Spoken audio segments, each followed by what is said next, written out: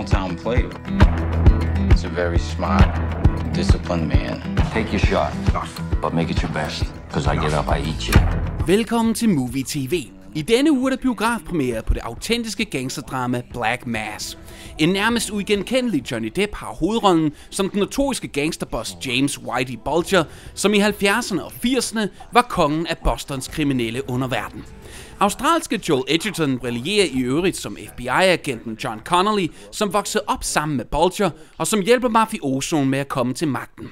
Benedict Cumberbatch spiller Bulgers bror, som var en prominent politiker i datidens USA, og endnu flere store skuespillere pryder filmens prominente rolleliste. Filmen er instrueret af Scott Cooper, som er debuteret med dramaet Crazy Heart i 2009, som sikrede Jeff Bridges en velfortjent Oscar.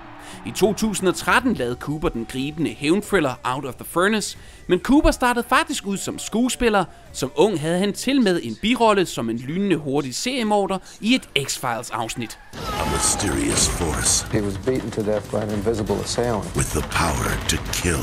Looks like he was hit with a sledgehammer. In the blink of an eye.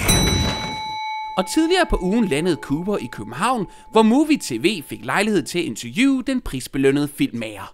One of the things that's always fascinated me about this genre and this type of film is that I guess this must be a potential pitfall making these movies, that you have to portray the charismatic nature of these sorts of people like Bulger, you know, enlighten the audience of why so many people were enamored by them, but not taking it so far that you're romanticizing them or mythologizing them. Is that a challenge as a director? Well, it's a big challenge. There are a couple of challenges. One, when you make a film in this genre, there are, at least in my estimation, some of the best American films live in this genre. Of course, the work of Francis Coppola and Scorsese and Sidney Lumet and on and on and on. World cinema that have dealt with crime in ways that I think are masterful. So it makes my job very, very difficult. Because there are only so many ways that you can tell a gangster picture. So I set out really to tell a true life crime picture in which, as opposed to criminals who happen to be humans, I wanted to make a film about humans who happen to be criminals. And there's a difference. And I did not want to romanticize in any way or glamorize or glorify these men or the violence on screen, because there was a true story and so many victims and victims' families. So hopefully that very humanistic and unsparing and unflinching approach will differ from some of the other gangster pictures that you and I have referenced. But yes, the bar is very, very high, and you can only really fail if you try to follow in the footsteps of the masters like Scorsese and Coppola. Yeah, I mean that must be one of the goals, you know, to try and not go down the same path as they did, because of course you're inevitably inviting comparisons to some of the really great directors and movies when you venture into the genre. Fair or not, you're inevitably compared to the very best films. Not just another simple drama, but literally the greatest American films ever made. Not even to mention the work of Jean-Pierre Melville, or I love the Italian crime picture Gomorrah by Matteo Garrone, or even Jonathan Glazer's Sexy Beast. I mean, there's so many movies that deal with crime in a way that I think are fascinating and masterful. So I tried to tell it in a very humanistic way that hopefully doesn't fall prey to the tropes of a gangster picture, so therefore the comparisons won't, even though people do tend to make them. I'm not so sure that's so fair. And Sexy Beast, I mean, Ben Kingsley's performance in that is one of my all-time favorite performances, and of course Johnny Depp is great in Black Mass as well. But speaking of challenges, was it also a challenge in taking an actor who's quote-unquote the sexiest man on earth, and also because even though he's played sort of devilishly characters before, Sweeney Todd, Public Enemies, there's always been that, you know, endearing glimmer in the eye. So was it a challenge to sort of try to distill all that and really make him uncomfortable and well, it's not a challenge because Johnny's such a remarkable actor, but it's a challenge for perception, because he typically plays very likable and very empathetic characters, regardless of what he's doing on screen. We love Johnny Depp. So the challenge, but one that I was ready to embrace, was to take this man who is so impossibly handsome and turn him into Whitey Bulger, which I knew that physical transformation we would get right, because I have archival footage from which to base his look on from the FBI. And Johnny always physically transforms for his parts. But the biggest transformation was his emotional and psychological transformation, because Johnny's a very kind and gentle and soulful man. And what you see on screen is the complete opposite. A man who's cold and cunning and chilling and venal. So that was a great challenge for both of us, and one that we both wholeheartedly embraced. But yes, had he just shown up looking like Johnny Depp, then it wouldn't quite have worked, and he wouldn't be representative of what Whitey is, a man who has very big and piercing blue eyes that almost peer through you and unnerve you in such a way that you have a difficult time even maintaining eye contact with him. He's a very intimidating figure. You almost want to look away when you see those eyes coming up on the screen. They're so intense. Indeed. But it's interesting with Johnny Depp because, of course, he has such a magnetic personality. He plays such a big part in the film. But I almost felt, coming out of the film, that this movie really belongs to Joel Edgerton, because his character is really the one who goes through the biggest sort of change. And he really represents that borderline between good and evil, how he's pulled, sucked even more and more into this darkness, this void. Is that how you saw the story as well? And how did you find working with Edgerton? Joel Edgerton's a remarkable actor, and I think his performance in this film is flawless. He's a man that is a chameleon.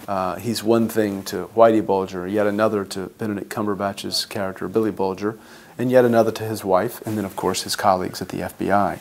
So it's a man who's wearing many masks, who's always dancing about, trying to stay one step ahead of the law, of which he represents. But when the film begins, we see him as this almost great white hope for the FBI in Boston. And then at the end of the picture, through avarice and hubris and the seductive side of underworld Boston and that of Whitey Bulger, he becomes a very broken man.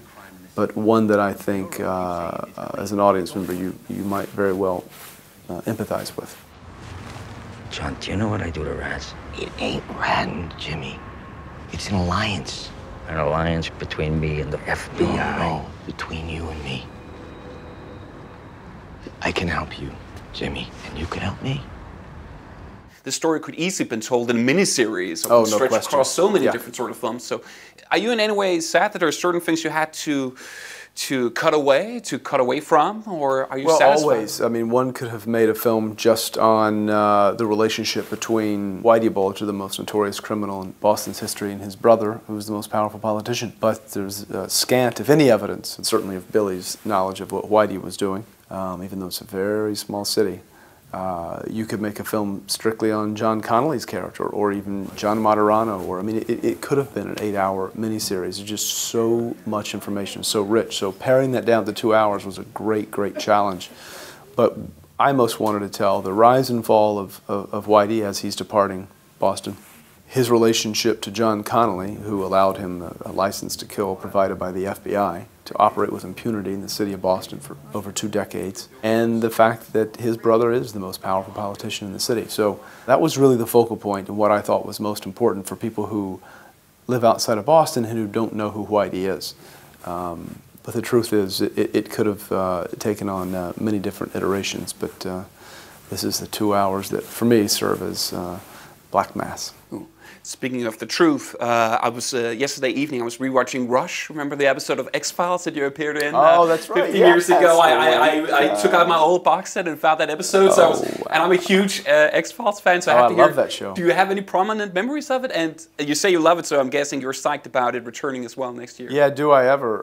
It was written by Vince Gilligan, who of course went on to write Breaking Bad. I formed a nice relationship with David Duchovny, whose work is always interesting, and I think he's a really great and kind of fascinating guy.